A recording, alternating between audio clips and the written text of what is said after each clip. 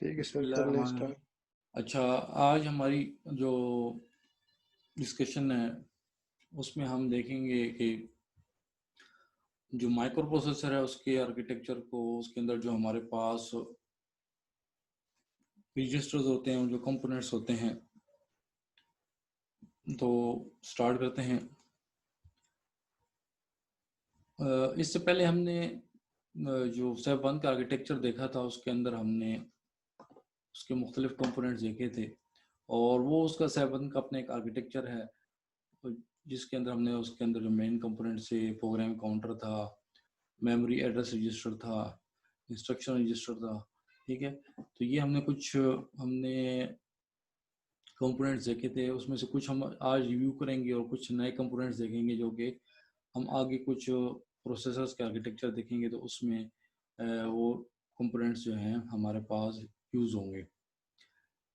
और जो कंपोनेंट्स हम आज देखेंगे वो नॉर्मली वो कुछ कॉमन जो हमारे पास कंपोनेंट्स हैं जो कि माइक्रो प्रोसेसर्स के अंदर हमारे पास मौजूद होते हैं, उनको हम देखेंगे। फिर आगे हम कुछ फैमिलीज भी देखेंगे माइक्रो प्रोसेसर की जो जिसमें वो इस्तेमाल होते हैं। तो उसमें सबसे पहले हमारे पास है एक्यूमुलेटर। इसको हमने देखा हुआ है, इससे पहले भी डिस्कशन की हमने सैप के अंदर। वहाँ पे हमने देखा कि किस तरह से एक्यूमुलेटर जो है उसको यूज़ करके हम जो भी हमने एडिशन या सब्ट्रैक्शन वहाँ करवानी होती थी तो ये बेसिक ऑपरेशन वो परफॉर्म करता था। उसके अलावा फिर आगे हमने देखा तो जो और ऑपरेशन परफॉर्म होते थे तो उसमें अक्सर हमारे पास हम डेटा रैम से एक्यूमुलेटर में लोड करते थे। तो हमारे पास जो माइक्रो प्रोसेसर के अंदर एक्यूमुलेटर जो एक रजिस्टर है उसका काम होता है कि उसके अंदर हम जब कोई भी ऑपरेशन परफॉर्म करते हैं तो उसके अंदर अक्सर इंटरमीडिएट जो या जो ऑपरेंड्स होते हैं उसमें से कोई ऑपरेंड होता है, या जब उस पे जब ऑपरेशन परफॉर्म होता है तो उसका रिजल्ट भी जो है वो जाके एक्यूमुलेटर में स्टोर हो जाता है। तो दो चीज़ें, एक तो इंटरमीडिएट जो ऑपरेंड्स होते हैं ऑपरेशन के, उसमें से अक्सर ऑपरेंड जो है वो हमारे पास एक्यूमुलेटर में होता है, और उसके बाद जो उस पे ऑपरेशन परफॉर्म हो जाता है तो रिजल्ट भी एक्यूमुलेटर में स्टोर हो जाता है। तो इस तरह भी हो सकता है कि अक्सर औकात हमारे पास जो ऑपरेशन परफॉर्म हो रहा है वो सिर्फ एक्यूमुलेटर के अंदर जो डेटा है उसके ऊपर भी हो सकता है, जो एक्यूमुलेटर के अंदर कंटेंट्स है उसके ऊपर हो सकता है। मिसाल के तौर पे अगर आपने इंक्रीमेंट करना है वैल्यू को तो वो जो है हमारे पास एक्यूमुलेटर के अंदर डेटा है उसको इंक्रीमेंट किया जा सकता है, उसके अंदर दूसरे रजिस्टर की ज़रूरत नहीं है। और इस तरह वंस कॉम्प्लीमेंट अगर आपने मालूम करना है तो उसके लिए भी आपके पास डाटा जो है एक्यूमुलेटर में है, उस पर आप ऑपरेशन परफॉर्म कर सकते हैं। अक्सर हमारे पास जो माइक्रो प्रोसेसर होते हैं उसके अंदर एक हो सकता है एक्यूमुलेटर, और एक से ज़्यादा भी हो सकते हैं। ठीक है, तो हम आगे देखेंगे कुछ एग्जांपल जिसमें हमारे पास एक्यूमुलेटर जो हैं वो ज़्यादा होंगे। इसके अलावा दूसरा हमारे पास एक तो हमने बात कर ली कि हमारे पास माइक्रो प्रोसेसर के अंदर एक एक्यूमुलेटर हो सकता है या एक से ज़्यादा एक्यूमुलेटर हो सकते हैं। दूसरा हमारे पास जनरल पर्पस रजिस्टर्स हो सकते हैं। जनरल पर्पस रजिस्टर जो हैं वो भी एक्यूमुलेटर की तरह के ही, जिस एक्यूमुलेटर एक रजिस्टर है इस तरह से जनरल पर्पस रजिस्टर भी एक रजिस्टर्स ही होंगे। लेकिन जो हमारे पास एक्यूमुलेटर है वो एक स्पेशल टाइप का रजिस्टर है, जिसकी अंदर खासियत ये है कि हमारे पास जो ऑपरेशन परफॉर्म होता है उसका रिजल्ट जो है वो एक्यूमुलेटर में स्टोर होता है। लेकिन जनरल पर्पस रजिस्टर्स जो हैं वो हमारे पास जो आप कह सकते हैं कि टेम्पररी मेमोरी लोकेशंस हैं, और उसमें आप जो है इंटरमीडिएट रिजल्ट को ठीक है स्टोर कर सकते हैं। ठीक है, तो उनमें और एक्यूमुलेटर में फ़र्क हो गया कि एक्यूमुलेटर जो एक ख़ास उसके अंदर फंक्शनैलिटी ये है कि जब हमारे पास कोई ऑपरेशन परफॉर्म होता है तो उसका रिजल्ट एक्यूमुलेटर में स्टोर होता है। ठीक है, ये है। जनरल पर्पस रजिस्टर के केस में रिजल्ट जो है वो जनरल पर्पस रजिस्टर्स में स्टोर नहीं होता, उसमें जब रिजल्ट कैलकुलेट होता है तो वो एक्यूमुलेटर में स्टोर होता है। तो ये एक फ़र्क हो गया हमारे पास जनरल पर्पस रजिस्टर्स में और एक्यूमुलेटर के अंदर।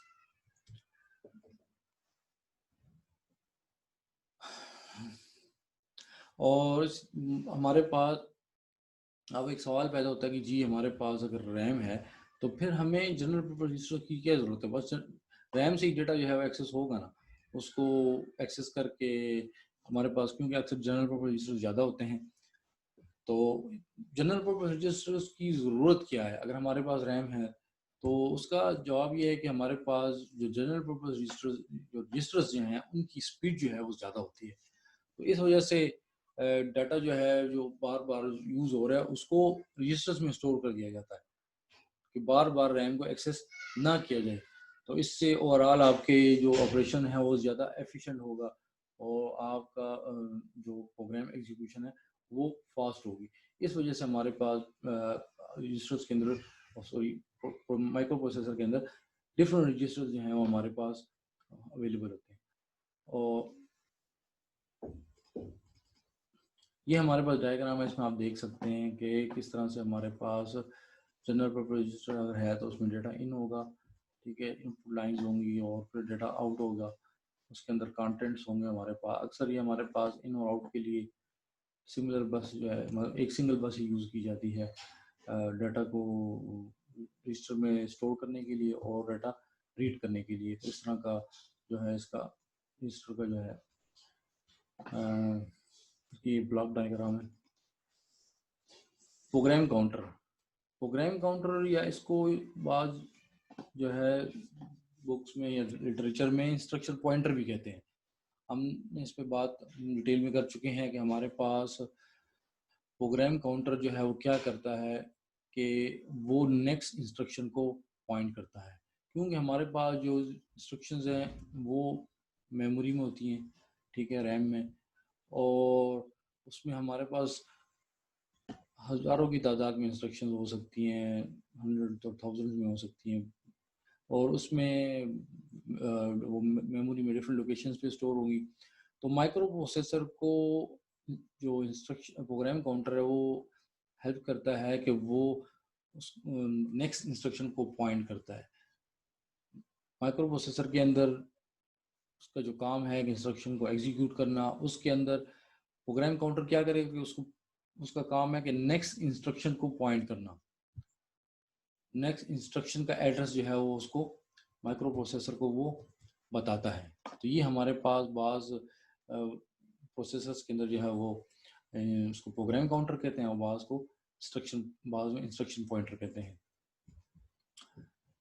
तो ये हमारे पास प्रोग्राम काउंटर जो है ये एक स्पेशल रजिस्टर है, ये इसको हम स्पेशल पर्पस रजिस्टर भी कह सकते हैं कि इसका ख़ास काम है, इसको किसी और काम के लिए नहीं इस्तेमाल किया जा सकता, बल्कि ये इसका स्पेसिफिक इसका इसको ड्यूटी असाइन है कि इसने स्टोर करना है नेक्स्ट इंस्ट्रक्शन का एड्रेस, ठीक है, जिस इंस्ट्रक्शन को प्रोसेसर ने एग्जीक्यूट करना है।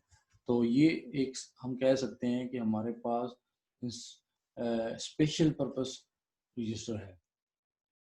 इसी तरह से हमारे पास जब ये हमने देखा कि हमारे पास जब ये जो जिस एड्रेस को प्रोग्राम काउंटर पॉइंट कर रहा है उस एड्रेस से इंस्ट्रक्शन को रीड करना, इसको कहते हैं फेचिंग द इंस्ट्रक्शन।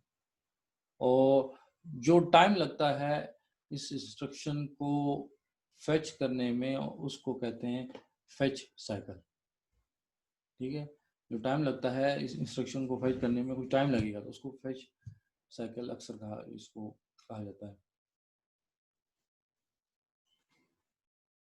तो ये हमारे पास, ये आप डायग्राम देख सकते हैं, इसके अंदर हमारे पास एक बताया गया है प्रोग्राम काउंटर। प्रोग्राम काउंटर को अगर आप देखें तो ये हमारे पास प्रोग्राम काउंटर है और ये नेक्स्ट इंस्ट्रक्शन के एड्रेस को पॉइंट कर रहा है और वो एड्रेस है 0002।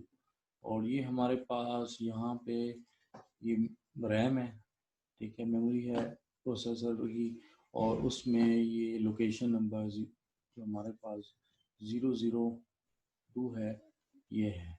तो ये हमारे पास करंटली प्रोग्राम काउंटर जो है वो इस लोकेशन को पॉइंट कर रहा है कि जो नेक्स्ट इंस्ट्रक्शन रीड करनी है वो इस लोकेशन से करनी है।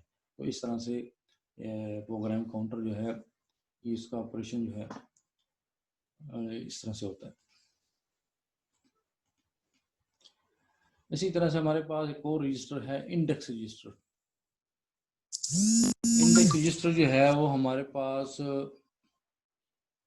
अक्सर जो है मेमोरी के अंदर टेबल्स पड़े होते हैं, तो उनको एक्सेस करने के लिए जो है हमारे पास इंडेक्स रजिस्टर यूज़ होता है। इसमें एक पॉइंटर्स होता है, आप कह सकते हैं, जो कि उस टेबल जो पड़ा होता है उसके एलिमेंट्स को पॉइंट कर रहा होता है।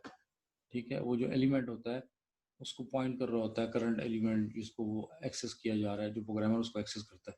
तो ये प्रोग्रामर के लिए मेमोरी में जो टेबल्स पड़े हुए हैं उनको एक्सेस करना उसके लिए आसान बना देता है। तो इंडेक्स रजिस्टर जो है हमारे पास मेमोरी में जो टेबल्स पड़े हुए हैं उनको, उनके एलिमेंट्स को एक्सेस करने के लिए इस्तेमाल होता है। ये भी बहुत सारे जो हमारे पास माइक्रो प्रोसेसर्स हैं उनमें ये अवेलेबल होता है। इसी तरह से हमारे पास इसके अंदर जो ऑपरेशन हैं इंडेक्स रजिस्टर के अंदर, तो उसमें इंक्रीमेंट किया जा सकता है, उसको डिक्रीमेंट, क्योंकि एलिमेंट को एक्सेस करना है तो हर एक मेमोरी लोकेशन पे एक एलिमेंट होगा, तो आपने इंक्रीमेंट करेंगे तो नेक्स्ट एलिमेंट को आप एक्सेस कर सकेंगे। और उसके अलावा इसके ऊपर और जो ऑपरेशन है वो परफॉर्म नहीं हो सकते, अर्थमेटिक हैं या जो लॉजिकल ऑपरेशन होते हैं वो इस नहीं परफॉर्म होते, बल्कि इसके ऊपर ये जो इंडेक्स रजिस्टर है इसको आप इंक्रीमेंट और डिक्रीमेंट कर सकते हैं। ठीक है, तो ये हमारे पास इंडेक्स रजिस्टर की डिटेल होगी। उसके बाद हमारे पास है स्टेटस रजिस्टर। स्टेटस रजिस्टर जो है इसका काम हमारे पास ये होता है कि अक्सर हमारे पास हम ऑपरेशन परफॉर्म करते हैं, तो हमारे पास जो रिजल्ट होता है एक्यूमुलेटर में स्टोर होता है, तो उसको उसके ऊपर मुख्तलिफ कंडीशंस हम चेक करना चाहते हैं। फॉर एग्जांपल हम चेक करना चाहते हैं कि जो रिज़ल्ट है वो ज़ीरो है कि नहीं, वो रिज़ल्ट नेगेटिव है या उसके और जो रिज़ल्ट्स के एट्रीब्यूट्स हैं वो हम चेक करना चाहते हैं। तो ये हमारे पास जो स्टेटस रजिस्टर है ये स्पेशल टाइप का रजिस्टर है, जो कि कुछ हमारे पास जब हम अर्थमेटिक लॉजिकल या और ऑपरेशंस करते हैं माइक्रो प्रोसेसर के ज़रिए से, तो वो जो रिज़ल्ट हमारे पास होता है उस के बारे में कुछ हम कंडीशन चेक करना चाहते हैं, और हम उसी बेस के ऊपर हम बाज़ औक़ात कंडीशन जब टेस्ट करते हैं तो हम स्पेसिफिक कोड जो है वो रन करना चाहते हैं।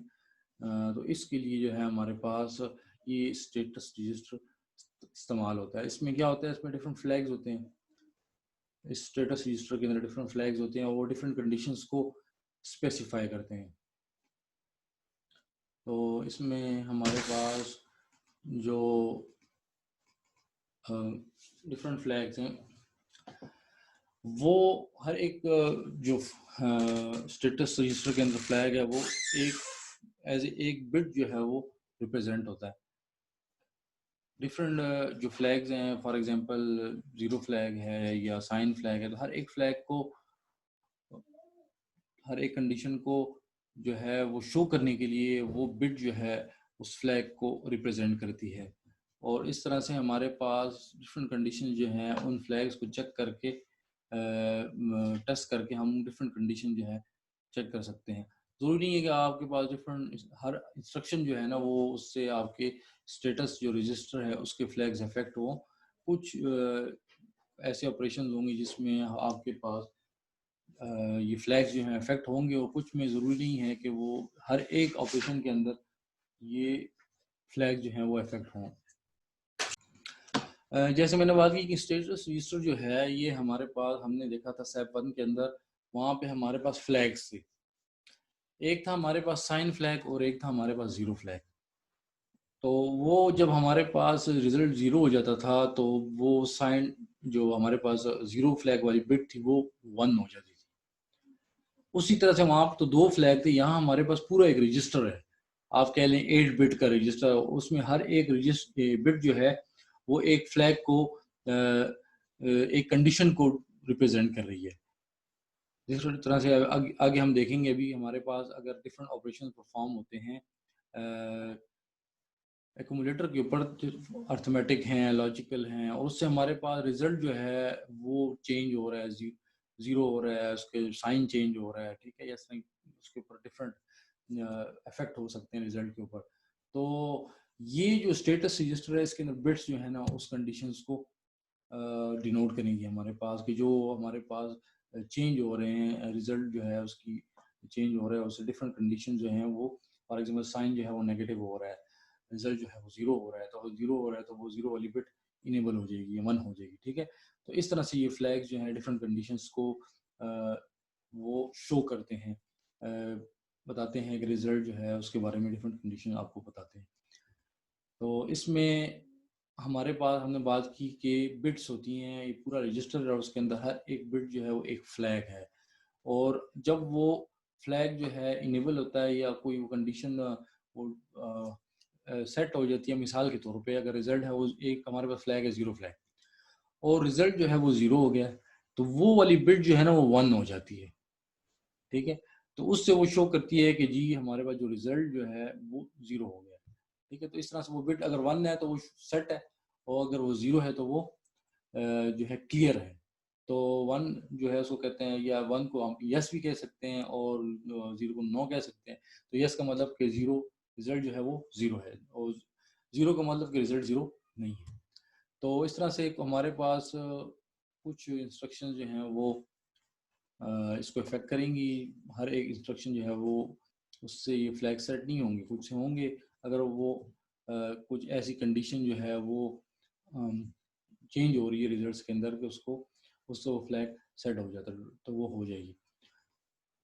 ये आप देख लें, ये इसमें हमारे फिगर नज़र आ रही है, स्टेटस रजिस्टर जो है उसकी डायग्राम है, इसको आप देखें तो इसमें डिफरेंट फ्लैग्स हैं। आप देख लें यहाँ पे हर एक फ्लैग जो है वो एक कंडीशन को शो कर रहा है। जिस तरह से आपके पास ये पहली जो बिट है ये, ठीक है, ये बी का मतलब जो है बिट, ये आपके पास जो बी है, इस बी का मतलब है बी इक्वल बिट, ठीक है। यहाँ पे बिट होगी, यहाँ पे बी लिखा हुआ है, यहाँ बिट होगी। फॉर एग्जांपल अगर हमारे पास ये जीरो वाला फ्लैग सेट हो जाता है तो ये होगी बिट हमारे पास बी की बजाय यहाँ होगा 1, ठीक है। और अगर हमारे पास ये रिजल्ट जीरो नहीं है तो ये बी वाली बिट जो है जीरो होगी। सो ये जेड वाली जो बिट है ये जीरो होगी। तो इस तरह जो फ्लैग, जो कंडीशन ट्रू सेट होगी तो उसके लिए ये स्टेटस रजिस्टर के अंदर फ्लैग जो है वो इनेबल हो जाएगा। तो इनेबल कैसे होगा, वो बिट 1 हो जाएगी। तो हम देख सकते हैं कि हमारे पास यहाँ पे ये जो पहली है ये ओवरफ्लो फ्लैग है, दूसरा जो है हाफ कैरी है, फिर तीसरा जो है ये कैरी फ्लैग है, फिर आपके पास नेगेटिव फ्लैग है। इन तमाम फ्लैग्स हम आगे डिटेल में देखते हैं। और ये फिर ज़ीरो फ्लैग के लिए, ठीक है, जेड है, और इंटरप्ट फ्लैग जो है उसके लिए आई है। तो डिफरेंट बिट्स जो हैं तो वो डिफरेंट कंडीशंस को डिनोट कर रही है। तो अगर हम देख लें तो ये हमारे पास एक दो, तो ये तकरीबन हमारे पास 6 बिट्स हैं टोटली। तो 6 बिट स्टेटस रजिस्टर है हमारे पास। इसको हम डिटेल में अब आगे देखते हैं कि ये तमाम जो हमारे पास अपने एक सैम्पल स्टेटस रजिस्टर देखा है, इसके अंदर डिफरेंट फ्लैग जो हैं वो क्या करते हैं। ऐसे हमारे पास ये बात हमने पहले कर ली कि जी हम जब इसके अंदर कोई कंडीशन ट्रू होगी तो वो फ्लैग जो है वो सेट हो जाएगा, मतलब 1 हो जाएगा या 1 या ट्रू हो जाएगा। 1 भी कह सकते हैं, ट्रू भी हो जाएगा, हम उसको ट्रू भी कह सकते हैं, ठीक है, या यस भी कह सकते हैं। और अगर वो कंडीशन अगर नहीं हुई तो वो ज़ीरो हो जाएगा, ठीक है। और ज़ीरो का मतलब हमारे पास है नो, ठीक है। ज़ीरो हो गया तो ज़ीरो का मतलब है नो। अगर 1 होगा, ये 1 है तो 1 का मतलब है यस, ठीक है। अगर कोई फ्लैग सेट होता है तो चेंज होता है, उसको कहते हैं सेटिंग फ्लैग। कोई फ्लैग भी चेंज हो रहा है तो उसको हम कहते हैं सेटिंग फ्लैग। और कोई फ्लैग भी जो है वो ज़ीरो हो रहा है तो उसको हम कहते हैं क्लियरिंग फ्लैग। जब कोई कंडीशन ट्रू होती है तो उसको वो फ्लैग सेट हो जाता है। जैसे मतलब वो ज़ीरो हो गया रिजल्ट तो वो फ्लैग 1 हो जाएगा, इसका मतलब वो फ्लैग सेट हो गया। 1 होने को सेटिंग कहते हैं, और ज़ीरो होने को जो है क्लियरिंग अ फ्लैग कहते हैं, और 1 होने को सेटिंग अ फ्लैग कहते हैं। तो इससे जब हमारे पास कोई कंडीशन सेट हो रही होती है तो वो फ्लैग 1 हो जाता है, तो वो उसको हम कहते हैं सेटिंग अ फ्लैग। और जब वो कंडीशन नहीं होती तो वो क्लियर हो रही होती है, फॉर एग्जाम्पल जीरो से रिजल्ट अब जीरो नहीं है तो वो फ्लैग क्लियर हो जाएगा तो वो 0 हो जाएगा। तो इस तरह से हमारे पास स्टेटस रजिस्टर के अंदर डिफरेंट फ्लैग जो हैं वो यूज़ होते हैं। ज़ीरो फ्लैग इसके बारे में हम पहले भी इस ऐप में भी बात कर चुके हैं कि हमारे पास जब रिज़ल्ट जो है ऑपरेशन का वो 0 हो जाता है तो उससे ये फ्लैग जो है उसकी वैल्यू इफेक्ट होती है। अगर वो 0 हो जाता है तो ये फ्लैग जो है सेट हो जाता है, ठीक है। और इस तरह से हमारे पास अगर वो रिज़ल्ट जो है नॉन ज़ीरो है तो वो क्लियर होता है। तो मैं अगर इसकी हम मिसाल ले लें, जैसे पहले भी मैंने इसको बताया, डायग्राम की तरफ चले जाते हैं। तो जब हमारे पास रिज़ल्ट 0 हो जाएगा तो ये 0 फ्लैग 1 हो जाएगा, ठीक है। और जब हमारे पास रिज़ल्ट जो है वो नॉन ज़ीरो होगा तो ये वाला फ्लैग 0 हो जाएगा। यहाँ पे बी की बजाय 0 आएगा, ठीक है, क्योंकि बी जो है बिट को शो कर रहा है।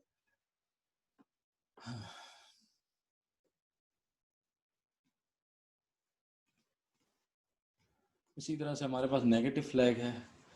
नेगेटिव फ्लैग हमारे पास शो करता है कि जो आपके पास ऑपरेशन हुआ है उसका रिजल्ट जो है, लास्ट ऑपरेशन उसका रिजल्ट वो नेगेटिव नंबर है। अगर वो नेगेटिव नंबर है तो ये फ्लैग सेट हो जाएगा। अक्सर हमारे पास पुराने माइक्रो प्रोसेसर्स के अंदर जो है 8 बिट का जो साइन बाइनरी नंबर यूज़ होते थे, तो उसमें जो 7th बिट होती थी, आखिरी बिट, ठीक है, वो साइन को शो करती थी। अगर वो बिट जो है 1 है, वो बिट अगर 7th बिट 1 है तो वो नंबर जो है आपका नेगेटिव है। तो फिर आपके पास जो आपके पास नेगेटिव फ्लैग वाली बिट थी वो सेट हो जाती थी। और अगर आपके पास 7 जो बिट है वो 0 है, ठीक है, इसका मतलब है कि वो नंबर पॉजिटिव है, तो फिर वो 0 होती, क्लियर हो जाती थी। तो अगर हम इसको एग्जांपल ले लें नेगेटिव फ्लैग की, अगर हम चले जाएं इसकी डायग्राम में तो हमारे पास ये है, ठीक है। तो जो हमारे पास रिजल्ट है वो कैलकुलेट हुआ है, वो रिजल्ट है -10, ठीक है। तो फिर हमारे पास इस सूरत में जब रिजल्ट ये है तो हमारे पास यहाँ पे जो नेगेटिव वाला फ्लैग है जो कि n है ये, ठीक है, क्योंकि रिजल्ट हमारे पास नेगेटिव है तो ये फ्लैग सेट हो जाएगा। तो ये सेट कैसे होगा, ये हमारे पास की वैल्यू 1 हो जाएगी, ठीक है, क्योंकि वैल्यू नेगेटिव है। अब इसके मुकाबले में अगर हमारे पास ये वैल्यू क्या है जी, वैल्यू हमारे पास है 15, तो फिर ये फ्लैग जो है ये क्लियर हो जाएगा। इसकी वैल्यू क्या होगी, ये 1 नहीं होगा बल्कि ये क्लियर होगा, तो इसकी वैल्यू होगी 0। तो इस तरह से ये हमारे पास नेगेटिव फ्लैग जो है वो काम करेगा। इसी तरह से हमारे पास कैरी फ्लैग, जिस तरह से हमने देखा, तो कैरी फ्लैग जो है वो बेसिकली ये शो करता है कि हमारे पास जो लास्ट ऑपरेशन हुआ है उससे कैरी तो जनरेट नहीं हुआ, ठीक है। तो वो हमारे पास जो 7 बिट होती है 8 बिट सिस्टम के अंदर, उसमें जब कैरी जनरेट होता है, ठीक है, तो वो हमारे पास कैरी बिट जो है शो करती है। तो उस वक्त जो है ये हमारे पास कैरी फ्लैग जो है ये हमारे पास इनेबल हो जाता है, क्योंकि कैरी जब हमारे पास उस वक्त सेट होगा जब कोई सब्ट्रैक्शन हो रही है और उसके अंदर जो है कैरी जनरेट होगा, ठीक है, या बारो लिया जाएगा। तो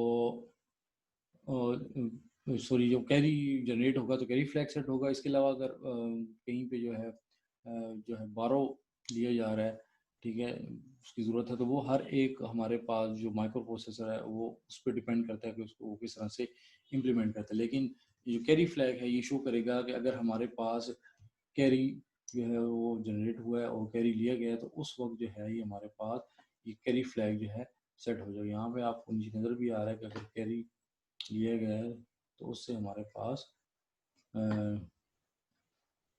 कैरी प्रोड्यूस हुआ है तो ये सेट जो है इनेबल हो जाएगा। तो इसी तरह से हमारे पास जो हमने डायग्राम देखी इसमें आप देखें तो यहाँ पे जो कैरी फ्लैग है ये, ठीक है, ये हमारे पास यहाँ पे सी जो है, ठीक है, ये कैरी फ्लैग है। तो ये कब सेट होगा, ये जब कैरी जनरेट होगा तो ये वाली बिट जो है ये 1 हो जाएगी, और कैरी नहीं प्रोड्यूस होगा तो फिर हमारे पास ये 0 रहेगी। तो इस तरह से ये हमारे पास जो कैरी फ्लैग है स्टेटस रजिस्टर के अंदर वो इस तरह से काम करेगा।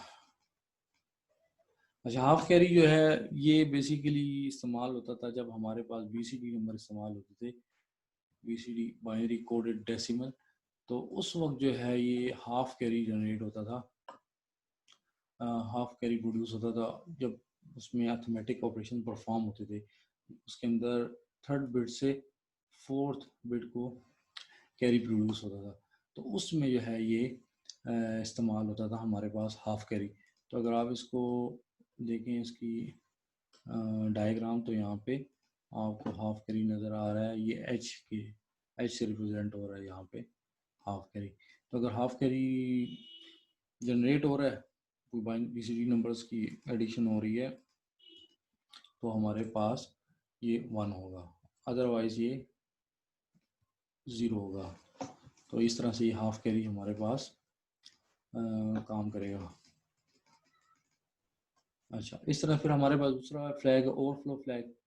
ओवरफ्लो फ्लैग जो है ये बताता है कि जो हमारे पास लास्ट ऑपरेशन परफॉर्म हुआ है उसमें जो रिजल्ट आया है वो अगर वो जो नंबर वो जो जो नंबर स्टोर हो सकता है, वो बाइनरी नंबर जो है उसकी जो लिमिट होती है, जैसे हमारे पास साइंड बाइनरी नंबर होते हैं और उसकी अपनी लिमिट होती है, उस लिमिट से अगर ज़्यादा है तो वो वहाँ पर नहीं स्टोर हो सकता। जिस तरह से हमारे पास अगर 8 पुराने माइक्रो प्रोसेसर जो थे उसमें जैसे 8 बिट का माइक्रो प्रोसेसर है, तो उसके अंदर मैक्सिमम जो वैल्यू स्टोर होगी वो +1 to 7 होगी और -1 to 8 तक ये वैल्यूज़ होंगी उसके अंदर स्टोर। अगर वैल्यू हमारे पास +1 to 7 और 1 to 8 है तो फिर वो वहाँ पे 128 है तो वो स्टोर नहीं हो सकेगी। तो इस रेंज से बाहर की जो वैल्यू होगी वो फिर हमारे पास हमारे पास रजिस्टर में नहीं स्टोर हो सकती। ठीक है, तो इस वजह से जब इस तरह की सिचुएशन आ जाती है कि जब हमारे पास ऐसी वैल्यू आ जाती है कि जो उसमें स्टोर नहीं हो सकती, तो उस वक्त हमारे पास ओवरफ्लो फ्लैग जो है वो